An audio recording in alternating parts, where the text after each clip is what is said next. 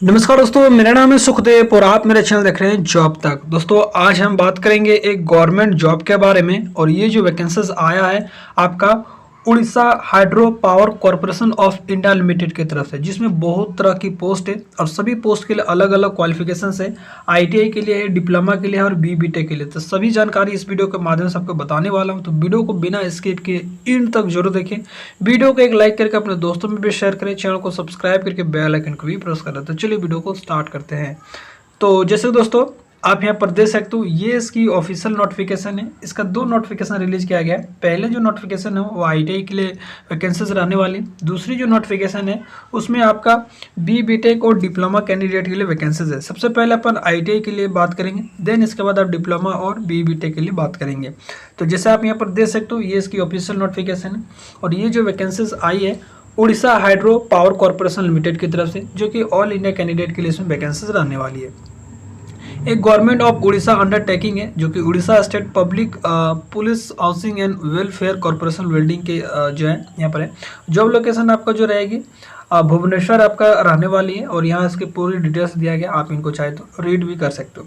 ये इसका advertisement number दिया गया है, लेटेस्ट जो वैकेंसीज आया है उसका।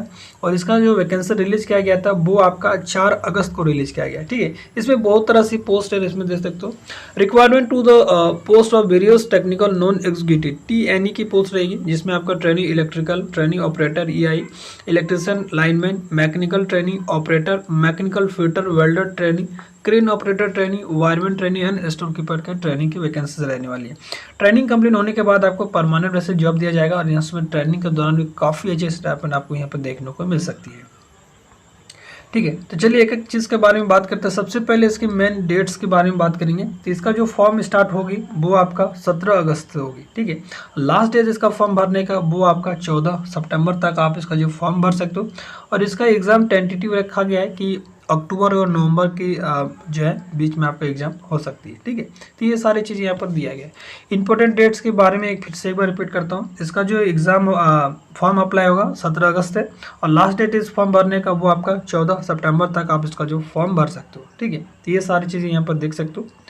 बहुत ही अच्छी कंपनी है, इसमें सैलरी काफ़ी अच्छी दी जाती है।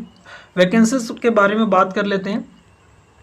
तो यहाँ पर electrical training operator EI, electrician and lineman के लिए जो वैकेंसीज है टोटल जो है 81 वैकेंसीज रहने वाली, जिसमें यहाँ पर कैटेगरी जो वैकेंसी देख सकते हो यहाँ पर। ठीक है, उसके बाद दूसरी जो पोस्ट है वो आपका जो है रहने वाली है मैकेनिकल ट्रेनिंग, जिसमें आपका ऑपरेटर मैकेनिकल फिटर के लिए वैकेंसीज है। इसमें भी आपका टोटल जो है 39 पोस्ट है। तो IT के लिए ठीक ठाक पोस्ट इसमें रखा गया है। वेल्डर ट्रेनिंग के लिए यहाँ पर 3 पोस्ट है और आपका क्रेन ऑपरेटर ट्रेनिंग के लिए यहाँ पर 8 पोस्ट है। उसके बाद वायरमैन ट्रेनिंग के लिए 9 पोस्ट है और स्टोर कीपर ट्रेनिंग के लिए यहाँ पर 10 पोस्ट है। तो पोस्ट यहाँ काफ़ी अच्छी दी गई है। ठीक है, उसके बाद देखिए किस पोस्ट में क्या सैलरी जो है उसका पोस्ट कोड क्या रहेगा और कितनी स्टाइपेंड के दौरान सैलरी रहेगी और परमानेंट बेसिस पर कितना सीट आपका सैलरी रहने वाली है। तो electrical training operator EI, electrician और लाइनमैन की बात करें तो उसका पोस्ट कोड आपका 4 है। जब आप फॉर्म को अप्लाई करेंगे तो वहाँ पर पोस्ट कोड आपसे पूछा जाएगा, तो वो पोस्ट कोड आपको जरूर यहाँ पर फिल करना है। ठीक है, देखिए स्टाइपेंड आपको ट्रेनिंग के दौरान 6 महीने आपका ट्रेनिंग होगा, साल भर का ट्रेनिंग होगा। उस दौरान आपको ट्रेनिंग के दौरान भी आपको 22,700 स्टाइपेंड रहेगा। ट्रेनिंग कंप्लीट होने के बाद आपको रेगुलराइजेशन किया जाएगा, यानी कि परमानेंट बेसिस किया जाएगा। उस दौरान देखिए सैलरी कितना रहेगा, पे मैट्रिक्स में देख सकते 25,500 से लेकर 81,100 रुपये तक भी रहने वाली है। ठीक है, उसके बाद और भी बहुत सारी चीज़ें अलाउंस वगैरह रहती है, वो सारी चीज़ें इंक्लूड होने के बाद भी सैलरी आपको बहुत सारी इंक्रीज हो जाती है। Mechanical training operator, mechanical fitter की सैलरी की बात करें तो इसमें का अभी सैलरी जो है सेम ही है 22,700 और रेगुलाइजेशन यानी कि परमानेंट होने के बाद आपको 25,500 से लेकर 81,100 रुपये तक रहने वाली है। तो जितनी भी पोस्ट है लगभग सभी का सैलरी जो है सेम ही है, स्टाइपेंड के दौरान भी और परमानेंट होने के बाद भी। ठीक है, सारी चीज़ यहाँ पर देख सकते हो। ठीक है, तो जैसे मैंने आपको पहले बताया कि इसका जो फॉर्म ट्रेनिंग होगा, ट्रेनिंग आपका 1 ईयर का होगा। यहाँ पर देख सकते हो 1 ईयर ट्रेनिंग कंप्लीट होने के बाद जो है आपका परमानेंट बेसिस आपको किया जाएगा। आपका जो परफॉर्मेंस अच्छा रहता है तो आपको परमानेंट बेसिस कर दिया जाएगा। परमानेंट होने के बाद आपका सैलरी और बहुत सारी चीज़ें अलाउंस भी मिलने वाली है। ठीक है, इसका फॉर्म फिल उसके बाद देखिए यहाँ पर ट्रेनिंग के दौरान भी आपको जो है बहुत सारी चीज़ें अलाउंस मिलेगा। मेडिकल अलाउंस आपको 200 रुपये पर मंथ मिलेगा उसके बाद जो है एडिशनल अलाउंस भी आपको 500 रुपये मिलेगा। ठीक है, इस तरह से यहाँ पर जो है 700 रुपये और ऐड कर सकते हो 22,500 में। ठीक है, 22,700 में। ठीक है, यानी कि 23,000 के आसपास आपको सैलरी मिलेगा जब आप ट्रेनिंग करोगे उस दौरान। सर्विस एग्रीमेंट बॉन्ड की बात करें तो the selected T&E trainee shall be required to execute a service agreement bond and non-judicial stamp paper to serve the corporation of minimum period of 3 years। तो देखिए यहाँ पर 3 इयर्स का बॉन्ड भी आपको एग्रीमेंट करवा जाएगा, यानी ट्रेनिंग के दौरान आप छोड़ के नहीं जा सकते हो 3 साल तक। आप उस दौरान जाते हो तो जो भी इनकी बॉन्ड की जो भी रकम है वो आपको भर के जाना पड़ेगा। सर जो पोस्ट यहाँ पर दिया है उसके लिए एसेंशियल क्वालिफिकेशन क्या रहनी चाहिए? Electrical trainee, operator, EI, electrician और लाइनमैन के लिए अगर अप्लाई करेंगे तो आपको 12th के साथ आपको इलेक्ट्रिशियन ट्रेड से ITI होना चाहिए और 1 साल का अप्रेंटिसशिप भी होना चाहिए। ठीक है, और NCVT कैंडिडेट को प्रेफरेंस दी जाएगी। हालांकि आपने NCVT से क्यों SCVT दोनों भर सकते हो, बट NCVT को प्रेफरेंस ज़्यादा दी जाएगी। या आपने SCVT के साथ NSE का सर्टिफिकेट आपके पास है तो भी अप्लाई कर सकते हो, यानी कि 10th के साथ ITI प्लस आपका अप्रेंटिसशिप होना चाहिए। अप्रेंटिसशिप है तभी आप इस पोस्ट के लिए अप्लाई कर सकते हो। Mechanical training operator, mechanical fitter के लिए भी सेम है। 12th के साथ आपको फिटर ट्रेड से ITI होना चाहिए और आपके 1 साल का जो है नेशनल अप्रेंटिसशिप सर्टिफिकेट यानी कि NSE का होना चाहिए। वेल्डर ट्रेनिंग की बात करें तो इसमें भी 12th के साथ आपका ITI वेल्डर ट्रेड से होना चाहिए और आपको नेशनल अप्रेंटिसशिप सर्टिफिकेट होना चाहिए, यानी कि आपने अप्रेंटिसशिप वगैरह कर रखे तो ही अप्लाई कर सकेंगे, अदरवाइज नहीं कर सकेंगे। कहीं से भी अप्रेंटिस किए आप अप्लाई कर सकते हो। क्रेन ऑपरेटर ट्रेनिंग की बात करें तो इसमें मिनिमम 10th पास रखा गया है और आपको जो है valid workmanship permit issued by the appropriate licence authority, यानी कि आपको अगर क्रेन ऑपरेटर के लिए अप्लाई करना है तो 10th के साथ आपको जो है इसकी परमिट का लाइसेंस वगैरह जो होता है वो आपके पास रहनी चाहिए और 5 साल का एक्सपीरियंस भी इस व्हीकल से रहना चाहिए, तभी आप इसके लिए अप्लाई कर सकते हैं। या ITI आपका मोटर मैकेनिक से या क्रेन ऑपरेटर से है तो भी आप इसके लिए अप्लाई कर सकते हो, लेकिन इसमें जो है अप्लाई एक्सपीरियंस नहीं मांगा। अगर आपके पास मोटर मैकेनिक या क्रेन ऑपरेटर का सर्टिफिकेट है ITI का तो।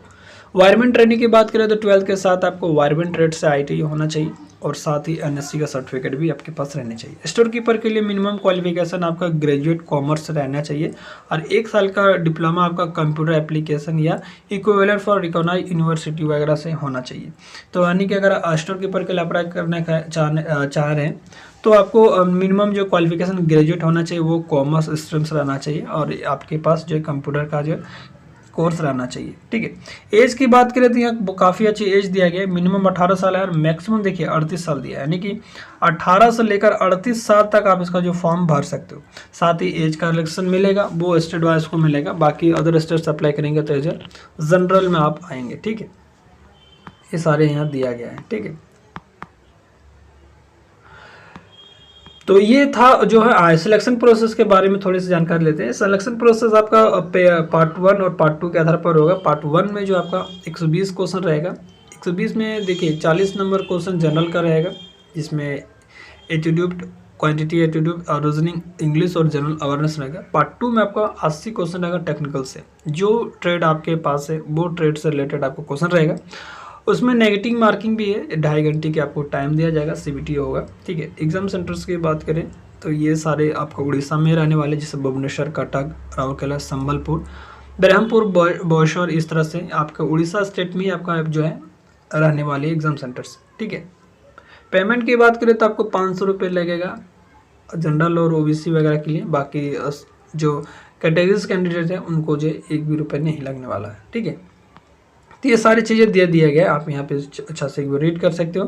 चलिए मैं दूसरी वैकेंसीज के बारे में बात करते हैं जो कि डिप्लोमा और BTech के लिए। ठीक है, तो ये दूसरी नोटिफिकेशन है जिसमें BTech और डिप्लोमा वाला के लिए। ठीक है, बाकी सब सारे चीज़ें एक सेम ही है, यहाँ पर दे सकते हो। MT फाइनेंस के लिए यहाँ पर 7 वैकेंसीज है और डिप्लोमा इंजीनियर ट्रेनिंग इलेक्ट्रिकल के लिए यहाँ पर 18 वैकेंसीज है और डिप्लोमा इंजीनियर ट्रेनिंग सिविल के लिए 2 वैकेंसीज है। ठीक है, इनके सैलरी जो रहेगा यहाँ पर 50,000 रखा गया है BTech के लिए, बाकी डिप्लोमा के लिए 40,000 सैलरी रहने वाली है।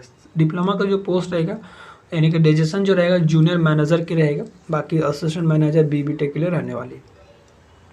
स्टाफ ट्रेनिंग के दौरान आपका ये सैलरी रहने वाली है और ट्रेनिंग कंप्लीट होने के बाद आपका ये सैलरी रहने वाली। काफ़ी अच्छी सैलरी यहाँ पर देखने को मिलेगा। बाकी सारी चीज़ हमें दिया है। एमटी फाइनेंस के लिए एक वैकेंसी जिसमें आपका सीए और सीएमए रहना चाहिए। डिप्लोमा अगर इलेक्ट्रिकल के लिए जो है आपको full time diploma electrical and electronics engineering या रिकॉग्नाइज यूनिवर्सिटी वगैरह सबके पास रहनी चाहिए 60%। बाकी SC/ST है तो आपको 50% भी है तो भी चलेगा। डिप्लोमा इंजीनियर ट्रेनिंग सिविल के लिए यहाँ पर जो है डिप्लोमा आपका सिविल वगैरह से रहनी चाहिए। तो ये सारे यहाँ पर दिया गया। अब बाकी सेम ही सब दिया गया, ठीक है। तो ये रहा आपका डिप्लोमा के लिए। बाकी मैंने ITI के सारी चीज़ें बता दिया है।